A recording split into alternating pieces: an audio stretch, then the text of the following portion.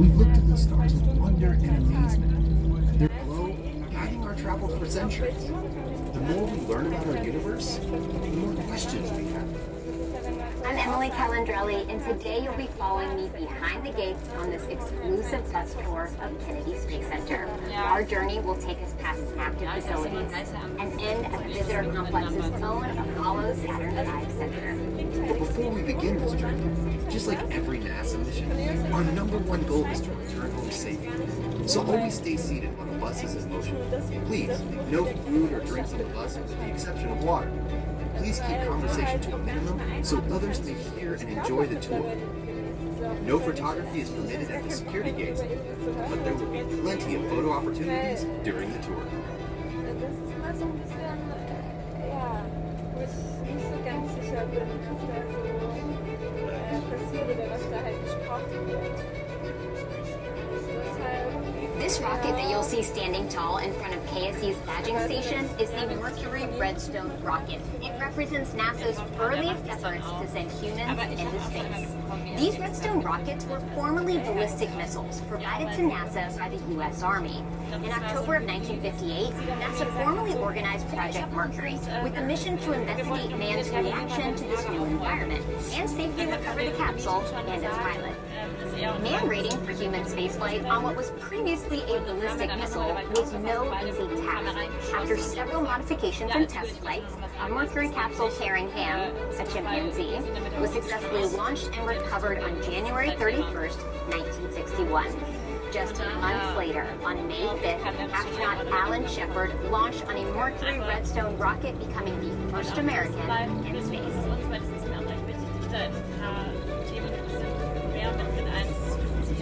Hi, I'm Janet Petro, and welcome to NASA's John F. Kennedy Space Center, where NASA astronauts have ventured forth on flights of exploration since the 1960s. And what an exciting time to visit our multi-user spaceport. Through our commercial crew program, we are sending astronauts to the International Space Station from American soil for the first time since the Space Shuttle program ended in 2011. We're continuing to launch new research experiments and supplies to the space station with our commercial resupply services and launching the most technologically advanced scientific instruments to date into space through our launch services program. This all culminates in our ultimate mission, the Artemis program, where NASA will return to the moon, this time with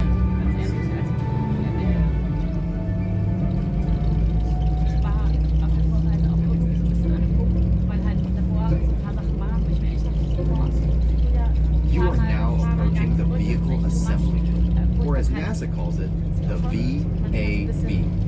It is one of the largest buildings in the world by volume, and is the place where NASA completes the final assembly of its rockets before launch. The sheer scale of this building is hard to grasp, even when you're right next to it. Do you ever feel really small when you think about space? What about when you're standing next to a skyscraper or a really big bridge? Well, I feel about as small as an ant right now. I'm standing inside the Vehicle Assembly Building trying to grasp how large it really is in here.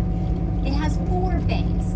Each bay has 2 large horizontal doors below it and 7 smaller vertically opening doors above it, tall enough to fit the world's largest rocket through. In fact, these are the largest doors in the world.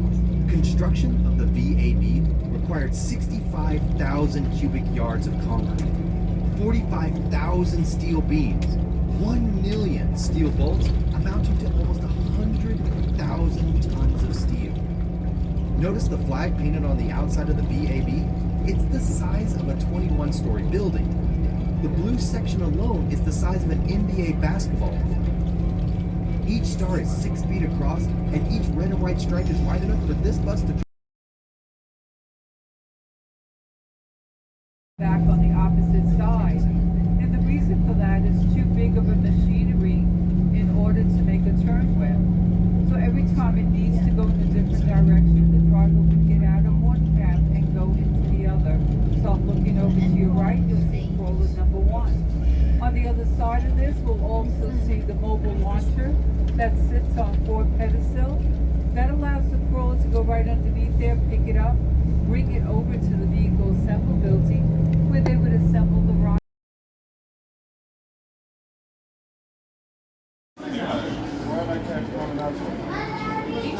Ayaw gumapa. Ang bilis.